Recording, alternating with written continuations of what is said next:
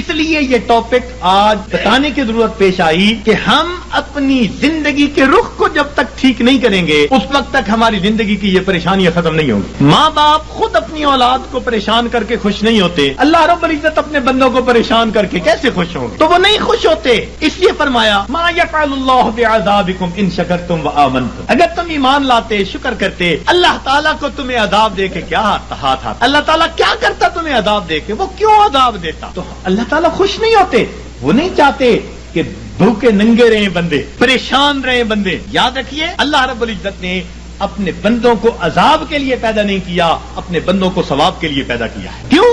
فرمایا ان اللہ بالناس لرؤوف الرحیم. جب رؤوف الرحیم ذات ہے تو وہ کبھی پریشانی میں اپنے بندوں کو نہیں ڈالنا پسند کرتے. ہم خود پریشانیوں میں پڑتے ہیں, ہم پریشانیوں کو دعوتیں دیتے ہیں, بھاگتے ہیں پریشانیوں کی طرف.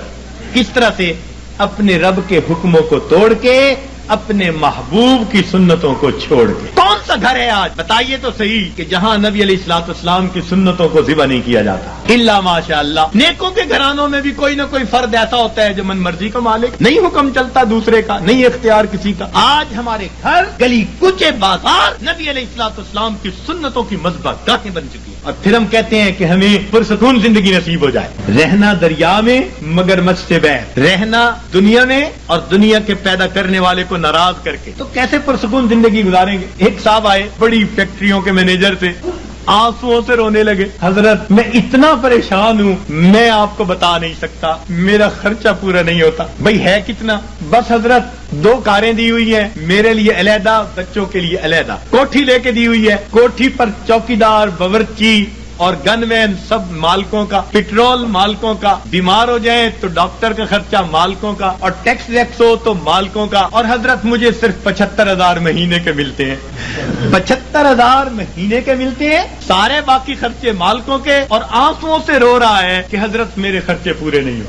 فیصل آباد سے ایک خاتون آئی, پردے میں بیٹھ کے بات کرنے لگی, رو رہی ہے دارو قطار, 5 منٹ روتی رہی, اور اس کے بعد کہنے لگی بس میرے لیے دعا کریں, میرے خرچے پورے نہیں ہوتے. میں نے کہا کتنے فرد ہیں؟ کہ بس میاں بیوی ہیں, اولاد نہیں ہے. تو کتنا خرچہ دیتا ہے خاوند؟ کہ جی ہر مہینے کا 50,000 دیتا ہے. میں نے پوچھا بنتا کیا ہے؟ کہنے لگی بس دوائیوں پہ خرچ ہو جاتے ہیں. اور واقعی ایسے تھا, 50,000 روپیہ اکیلی خاتون کا خرچہ, مگر وہ ڈاکٹروں کے باتوں میں چلا جاتا. میں نے اس مینیجر اور اس خاتون کو پھر سمجھایا. میں نے کہا کہ اپنی زندگی سے جب تک نافرمانی کو نہیں نکالو گے تمہیں زندگی میں کبھی سکون نہیں مل سکتا. تمہارے مال سے اللہ نے برکت نکال لی ہے. تمہارے 75,000 کیا 75 لاکھ بھی ہوں گے تو تمہاری ضرورتوں کو پورا نہیں کریں گے. برکت اللہ تعالیٰ نکال لیتے ہیں. اتنا کماتے ہیں, ضرورتیں اتنی, پریشان. اتنا کماتے ہیں, ضرورتیں اتنی, پھر پریشان. لنگوٹ باندھ کے میدان میں اترتے ہیں. اب اس پریشانی کو تو ختم کر دینا ہے, اگلی پریشانی اوپر سے آ جاتی. پہلی ختم نہیں ہوتی, دوسری اوپر سے, پھر پریشان پھرتے ہیں. کہتے ہیں جی بس رول کے زندگی گزار رہے ہیں. ایک صاحب کہنے لگے کہ جی کسی نے شعر لکھا ہے, ایس دکھی حیاتی دے پینڈیاں وچ, ایس دکھی حیاتی دے پینڈیاں وچ, کدی راہ پہ گئے کدی بھلدے رہ, ایک دیوا امید دا بلدا رہا, لکھ چکھڑ انیریاں دے چلدے رہ, پت جھڑ دے جھڑے ہوئے پتیاں وانگ, اسی تیرے جہان وچ رلدے رہ, پر دامن امید دا چھڈیا نا, اسی نار تقدیر دے گھلدے رہ. تو میں نے کہا کہ بھئی تمہیں پت جڑ کے جھڑے پتے کی طرح رولنے کی ضرورت ہی کیا ہے؟ کیوں ضرورت ہے؟ تم اپنے آپ کو پروردگار کے حوالے کرو, وہ تمہیں بے آسرا نہیں فرمائے گا, وہ تمہیں کٹی پتنگ کی طرح نہیں رکھے گا, جھڑے ہوئے پتے کی طرح رولنا نہیں پڑے گا, گھلنا نہیں پڑے گا تقدیر سے.